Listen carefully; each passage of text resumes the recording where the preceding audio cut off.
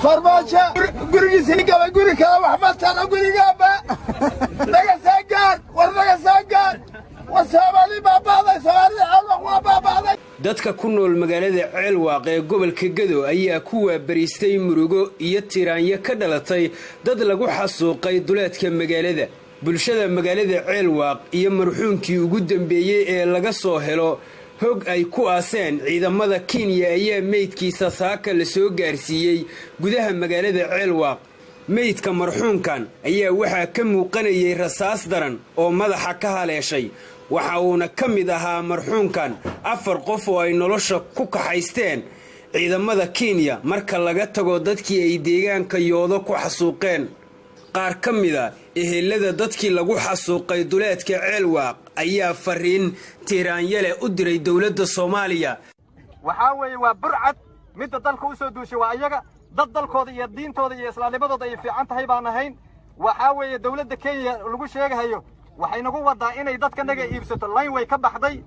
bad iyo bariba waa dadna yeeshay dawladda Soomaaliyeed waxaan u sheegaynaa haday ayaga nagu wareejiyeen oo inoo soo direen oo inay yiraahdeen laaya hano cadeeyna madaxweynaha ummadda Soomaaliyeed ninka isku sheegay la yiraahdo madaxweyne maxamed cabdullaahi farmaajo golihiisa wasiirada haday dal iyo dibad mid bay ka soo ay joogan waxaan u sheegaynaa wixii yaalla waxay indhaha ku hayaan weeye Falastiin waan ka darannahay waadna arkaysaan gumaad aan geedan noogula gabanin baa habeenay maalin lagu hayaa arag goosan ah oo dhurwaa uu galay baan nahay inta dambana haddaan laga soo gaarin way dabatiraysaa cadaynaynaa oo caalam muslim aan u bandhignay meydkaas u keennay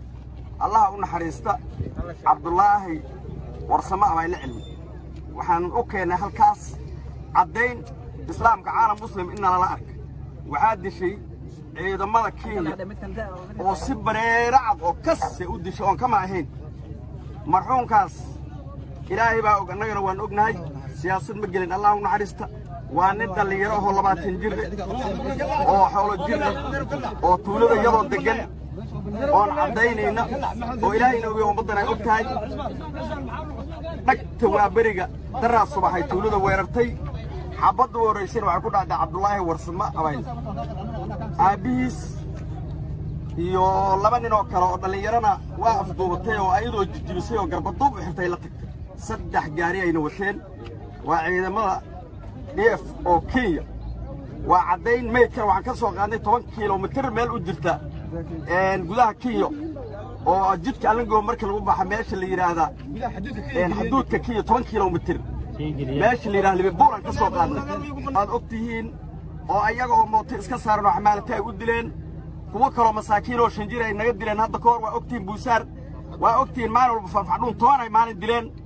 waxa weeye waana banaysatay inaan jahaadna shirkadii hormuud ku ay ku dileen waa ogtiin barxadan soo dhigaynay inaan jahaadno la dirno waxaanayna noo banaan male aniga waxaa la yiraahdaa dhaqana abayla cilmi wiilka dhintaan adeer waa ahay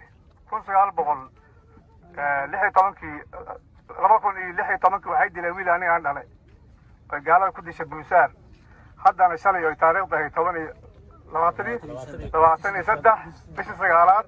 wiilka adeer waxay dileen kii ila dhashay wiilka dhalayna waa la tagay waana dileen oo marayna xasuuqa waa socdaan marka wax beeshiisa loo talagalay sidoo dagaalku u dhacay alcada waa xasuuq oo hurgaad ugu talagalay inuu ku la xasuuqo badda Soomaaliyeed oo beesha gobolka Gado degta ومغليسا بيتك وكاف بيتك وكاف فرماجة هل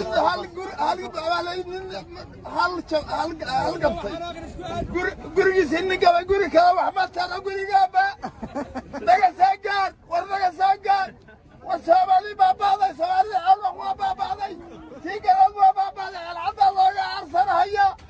العدى ما شعب كان قلي شباب أنا لكديه كل هيا بس أنا نقول لا يا وين أبيله أبي أوي سلا شوق شيء أبي سلا ماما أبي ولا تين أصلا ولا دلي أنا هم عوالي ما بحاجة كمان تبين هايو ولا سجارة ولا حرب عصاك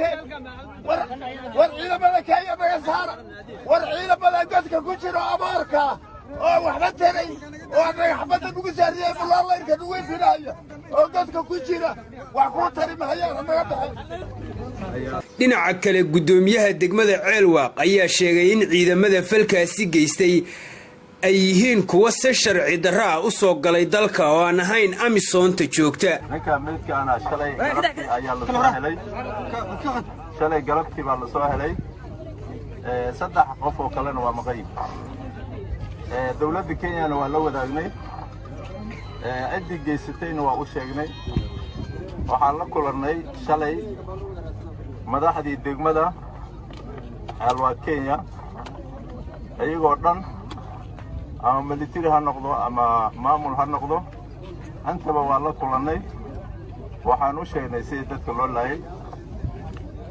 dadna in la laayay dadna ay maqan yihiin inay dhinteen nin kale aanan warweynin oo dadka saas yeelayna ay yihiin ciidamada Kenya. duqaymaha iyo weerarada ugu badan ee dawladda Kenya ka fulisay gobolka Gado waxay ka dhacaan duleedka degmada Ceelwaaq waxaana inta badan lagu laayaa dad xoolo dhaqataa kuwa aroos ku jira ayay ahayd horaantii sanadkan markii ay diyaaradaha Kenya ku duqeeyeen duleedka Ceelwaaq. Mawlid Jaamac Farax Mawlid Galwaaq warbaahinta Shabeelle magaalada Garbaharey ee xarunta gobolka Gado.